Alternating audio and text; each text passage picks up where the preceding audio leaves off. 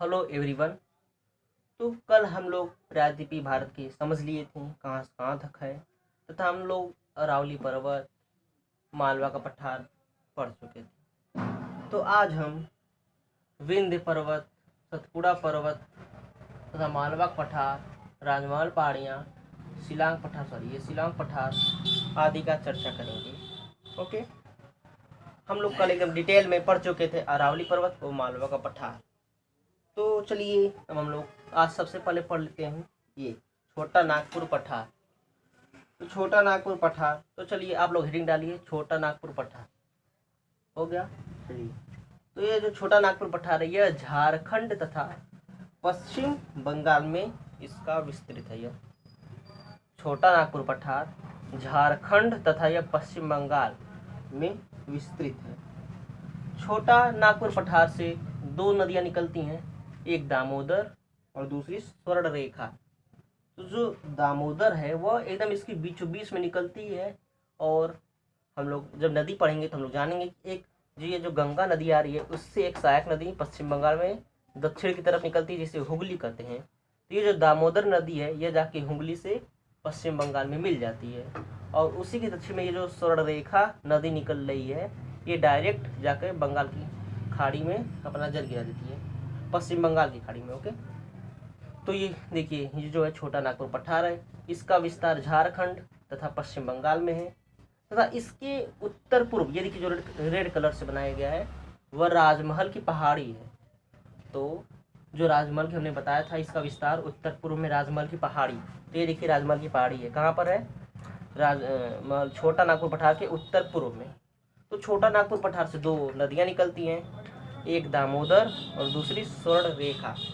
तो जो दामोदर नदी है वो इनके बीचों बीच में से निकलकर गंगा की सहायक नदी हुगली से जाकर मिल जाती है, जबकि जो स्वर्ण रेखा है वह डायरेक्ट अपना तट पर जाकर जल गिरा देती है। तो और जो झारखंड की राजधानी रांची एकदम स्वर्ण रेखा के तट पर ही स्थित है। ओके, राजधानी रांची स्वर्ण रेखा के तट पर स्थित है।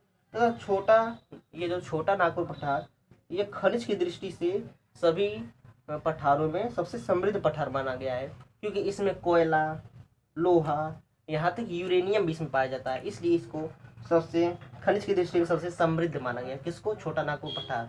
यहाँ पर लोहा, एल्युमिनियम तथा यूरेनियम तथा लोहा और कोयला आदि यहाँ पर मिलते हैं खनिज, इसलिए इसको सबसे समृद्ध माना गया है। छोटा नागपुर पठार को हम लोग रूर प्रदेश भी कहते हैं। छोटा नागपुर पठार को हम लोग रूर प्रदेश भी कहते हैं। ये जो रूर प्रदेश है, रूर, यह जर्मनी का एक जगह है जिसका नाम है रूर प्रदेश। क्योंकि जर्मनी में एक जगह है जहाँ पर दो नदियाँ बहती हैं, एक का नाम रूर तथा दूसरे का नाम राइस है। एक का नाम रूर तथा दूसरे का नाम राइस है। तो ये वहाँ पर इन दोनों के बीच के क्षेत्र को रूस प्रदेश कहते हैं। तो उसी के कारण यहाँ पर भी देखिए दो नदी है, इसी कारण हम लोग इसको रूर प्रदेश भी कहते हैं। अर्थात हमारे पेपर में क्वेश्चन आएगा कि भारत के किस पठार को हम लोग रूर प्रदेश कहते हैं। किस पठार को? ऑप्शन रहेगा मालवा का पठार, सतपुड़ा पहाड़ या छोटा नागपुर पठार। तो हम लोग का आंसर होगा छोटा नागपुर पठार, रूर प्रदेश।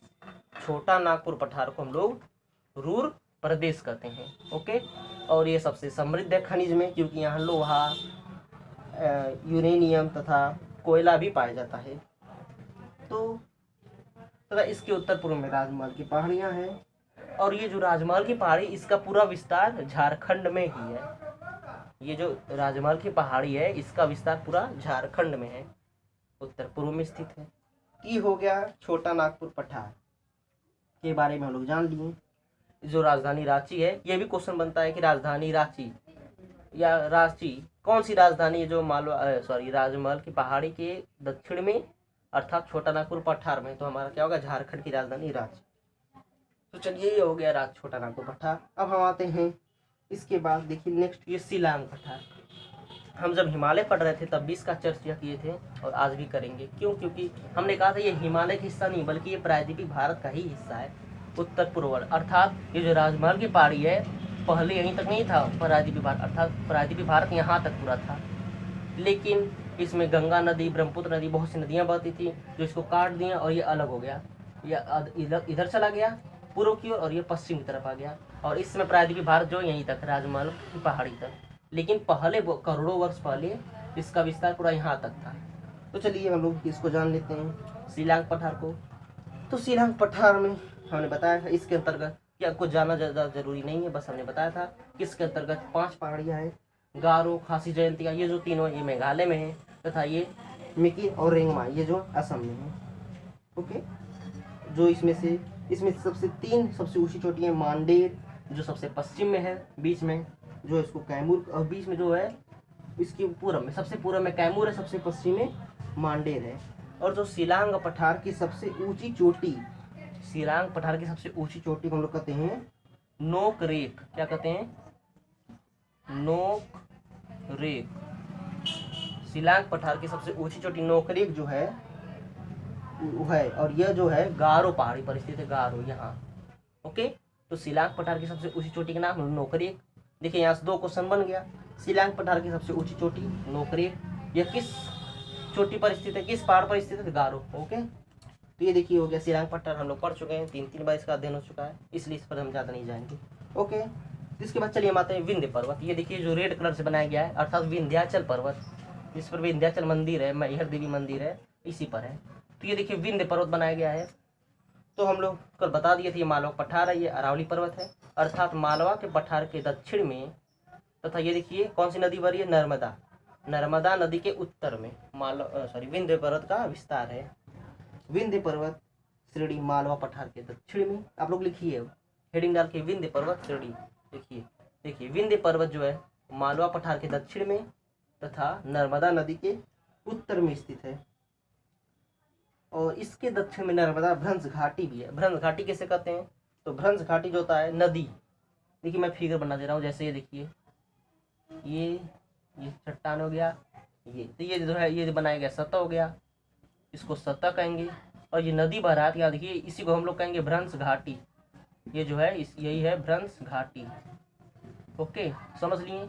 अर्थात नदी के आसपास के जगह को हम लोग भ्रंश घाटी कहते हैं। यहाँ नर्मदा बह रहा है, इसलिए इसके आसपास का जगह नर्मदा भ्रंश घाटी कहलाएगा। इसलिए हो गया मालवा पठार के दक्षिण में तथा नर्मदा भ्रंश घाटी के उत्तर में किसका विस्तार है? विंध्य पर्वत का विस्तार है। ओके, तो आप लोग समझ लिए भ्रंश घाटी किसे कहते हैं। तो भ्रंश घाटी के दक्षिण में सतपुड़ा पहाड़ियाँ भी हैं, सतपुड़ा पहाड़ी है। और सतपुड़ा पहाड़ी दक्षिण में कौन सी नदी बहती है? ये नदी कौन सी है? तापी नदी। और ये देखिए यहाँ तापी नदी बह रही है, तो इसके आसपास के जगह को हम लोग तापी भ्रंश घाटी कहेंगे। यहाँ नर्मदा बह रहा था, तो उसके आसपास के जगह को हम लोग नर्मदा भ्रंश घाटी कर रहे थे। तो देखिए यहाँ से बन गया विंध्य पर्वत जो है यह मालवा के पठार के दक्षिण में तथा नर्मदा नदी के उत्तर में या नर्मदा भ्रंश घाटी के उत्तर में स्थित है। इसी पर विंध्याचल मंदिर तथा मैहर मंदिर भी स्थित है। चलिए इसके बाद अब आता है हमारा नेक्स्ट सतपुड़ा पहाड़, सतपुड़ा पर्वत श्रेणी। तो सतपुड़ा पर्वत श्रेणी देखिए नर्मदा भ्रंश घाटी के दक्षिण में तथा ये देखिए कौन सी नदी है? तापी नदी, तापी भ्रंश घाटी के उत्तर में स्थित है। जो सतपुड़ा पहाड़ है, पर्वत है, यह विंध्य पर्वत के दक्षिण में तो है ही, लेकिन अगर डिटेल में देखेंगे तो नर्मदा भ्रंश घाटी के दक्षिण में तथा तापी नदी तापी भ्रंश घाटी के उत्तर में स्थित है। तो देखिए दो तरफ से भ्रंश घाटी हो गया और बीच में पर्वत हो गया। तो जो दो तरफ से भ्रंश घाटी के बीच में हो उससे हम लोग क्या कहते हैं? ब्लॉक पर्वत कहते हैं। तो देखिए यहाँ से ब्लॉक पर्वत एक पॉइंट उठा, ब्लॉक पर्वत, ब्लॉक पर्वत। ब्लॉक पर्वत किसे कहेंगे? जो ऐसा पर्वत जो दो तरफ से नदियों के भ्रंश घाटी से घिरा है। तो देखिए ऊपर नर्मदा भ्रंश घाटी, नीचे तापी भ्रंश घाटी और बीच में हमारा है सतपुड़ा पहाड़। इसलिए जो सतपुड़ा पर्वत है ये एक ब्लॉक पर्वत का भी उदाहरण हो गया। क्यों हो गया? क्योंकि इसके उत्तर में नर्मदा भ्रंश घाटी है तथा इसके दक्षिण में तापी भ्रंश घाटी है। इसलिए हम लोग सतपुड़ा पर्वत को ब्लॉक पर्वत भी कहेंगे। अर्थात ब्लॉक पर्वत का डिफिनीशन क्या होगा? लिख लीजिए, ब्लॉक पर्वत का डिफिनीशन वो होगा दो भ्रंश घाटियों के बीच में, दो भ्रंश घाटियों के बीच में स्थित पर्वत श्रेणी को, दो भ्रंश घाटियों के बीच स्थित पर्वत श्रेणी को ब्लॉक पर्वत कहते हैं। इसलिए सतपुड़ा पर्वत जो है यह एक ब्लॉक पर्वत का उदाहरण हो गया। तो सतपुड़ा पर्वत पश्चिम से पूर्व की ओर इसमें 3 पहाड़ियों के रूप में विस्तृत है। अर्थात सबसे पश्चिमी पहाड़ी, अर्थात सबसे पश्चिमी देखिए बनाया गया राजपीपला, इसको कहेंगे। लिखिए सबसे पश्चिमी वाली को राजपीपला पहाड़ी। बीच वाला पहाड़ी महादेव पहाड़ी और एकदम पूरब वाला धूपगढ़। ओके, फिर से देख लीजिए, सबसे पश्चिम में जो है इसको हम लोग क्या कहेंगे, राजपीपला पहाड़ी, और बीच वाले को महादेव पहाड़ी तथा एकदम पूरब में धूपगढ़ चोटी। ओके, तो सबसे पूर्वी पहाड़ी मैकाल पहाड़ी, अमरकंटक चोटी, सतपुड़ा की सबसे ऊंची चोटी जो धूपगढ़ पहाड़ पर स्थित है अर्थात महादेव पहाड़ी पर है।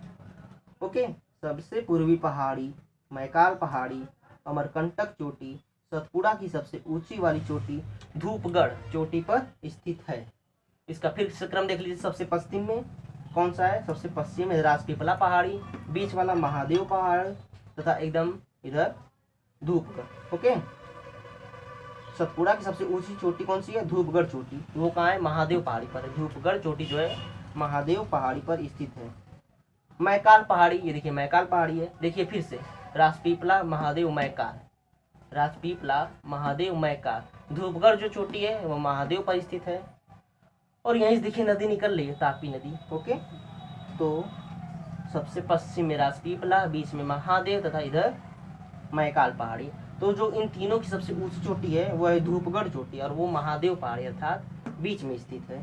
बीच में महादेव है, इधर इधर कौन सा, राजपीपला, इधर मैकाल। ओके, ये हो गया सतपुड़ा पर्वत। फिर से आप लोग एक बार फिर से हम जल्द से बता रहे हैं, जल्दी से आप लोग एक बार ध्यान से सुन लीजिए। सतपुड़ा पर्वत एकमात्र ब्लाक पर्वत का उदाहरण है। ब्लाक पर्वत अर्थात जो दो तरफ से भ्रंश घाटियों से घिरा उसे ब्लाक पर्वत कहेंगे। तो ऊपर नर्मदा भ्रंश घाटी है, नीचे तापी भ्रंश घाटी, इसलिए इसको हम लोग सतपुड़ा पर्वत को एक ब्लाक पर्वत कहेंगे।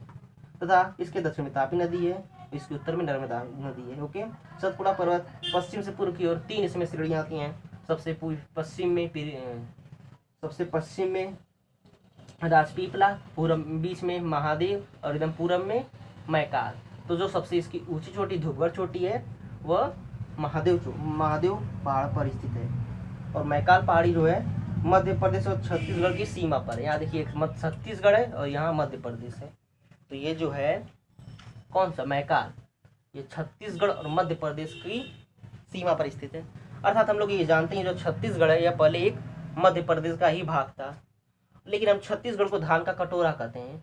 यहीं पर देखिए छत्तीसगढ़ है और इसको हम लोग धान का कटोरा कहते हैं। तो ये समझ लीजिए हम उसको धान का कटोरा क्यों कहते हैं। दशहरे के समय, जब दशहरे के समय पूरा इधर से लू उठता है तो यहाँ देखिए नदी जो है, इस नदी से रास्ता मिलते हैं। तो हम लोग मानसून चैप्टर में बढ़िया से पढ़ेंगे। तो यहाँ नदी से रास्ता मिलता है और सबसे अधिक यहीं पर घूम फिर अंदर घुस जाता है और यहीं पर छत्तीसगढ़ पड़ता है और यहाँ देखिए पर्वत पड़ जाता है। अर्थात जहाँ पर पर्वत होगा वहीं पर बारिश अधिक होगी। ये देखिए बांग्लादेश है और सभी मानसून यहीं से उठ कर जाते हैं, लेकिन बांग्लादेश में पानी नहीं बरसता। क्यों? क्योंकि यहाँ एक भी पर्वत ही नहीं है, पूरा मैदान है। लेकिन यहीं पर देखिए मेघालय और यहाँ पर्वत आ जाता है, इसलिए ये सबसे अधिक विश्व में सबसे अधिक बारिश मेघालय में होती है, भारत में, मेघालय के मासिन ग्राम। क्यों? क्योंकि यहाँ पर्वत है, बांग्लादेश में पर्वत ही नहीं है। इसके ऊपर से मेघ चला जाता है लेकिन बारिश नहीं करता। उसी प्रकार यहाँ से रास्ता पाता है, यहाँ देखिए आ जाता है ये राजमहल पहाड़ियाँ किस पर स्थित है, छोटा नागपुर पठार, वहाँ उसमें लड़ जाता है और जाकर यहाँ पूरा बारिश कर देता है। जैसे छत्तीसगढ़ पूरा भीग जाता है और इसलिए उसको जहाँ पर बारिश होती है वहाँ धान अधिक होता है, हम लोग जानते हैं। इसलिए छत्तीसगढ़ को हम लोग धान का कटोरा करते हैं। ये तो हम दूसरे टॉपिक पर चले गए, चलिए हम वापस आते हैं। कहाँ थे? हाँ, यहाँ मैकाल पर्वत का विस्तार जो है मध्य प्रदेश तथा छत्तीसगढ़ की सीमा पर है। तो ये हो गया सतपुड़ा। छोटा नागपुर पठार पढ़ लिए हम लोग, शिलांग पठार पढ़ लिए, विंध्य पर्वत पढ़ लिए और सतपुड़ा। और यहाँ एक छोटा सा बता, हमने पहले पढ़ चुके हैं, एक बार फिर बता दे रहे हैं, दक्कन पठार। तो दक्कन पठार की अवस्थिति जो है सतपुड़ा पहाड़ के पश्चिम में, सतपुड़ा पहाड़ यानी कि सतपुड़ा पहाड़ के दक्षिण में, पश्चिमी घाट के पूरब में तथा पूर्वी घाट के पश्चिम में। अर्थात सतपुड़ा पहाड़, पश्चिमी घाट पर्वत, पूर्वी घाट पर्वत के बीच में जो स्थित है इसको हम लोग कहेंगे दक्कन पठार। तो हम लोग दक्कन पठार पढ़ चुके इसलिए इस पर ज़्यादा चर्चा नहीं करेंगे। बस आप लोग इतना याद रख लीजिए कि दक्कन पठार जो है इसका निर्माण हमने बताया था कि जब गोंडवाना लैंड अफ्रीका से अलग हुआ था तो यहाँ पर लावा जम गए थे और उसी लावा से हमारा दक्कन ट्रैप बन गया, इसलिए यहाँ कोयला अधिक पाई जाती है, काली मिट्टी अधिक पाई जाती है। इसका विस्तार हमने बता दिया। सतपुड़ा पहाड़ के दक्षिण में, पूर्वी पश्चिमी घाट पर्वत के पूरब में तथा पूर्वी घाट पर्वत के पश्चिम में, अर्थात इन तीनों के बीच में सतपुड़ा पर्वत, पश्चिमी घाट पर्वत, पूर्वी घाट पर्वत के बीचों बीच में स्थित हमारा है दक्कन ट्रैप अर्थात दक्कन पठार। ओके, तो ये आज का हम लोग पढ़ लिए। अब कल हम लोग चर्चा करेंगे पश्चिमी घाट पर्वत पर तथा पूर्वी घाट पर्वत पर, और जो बचा होगा शेष उस पर। धन्यवाद।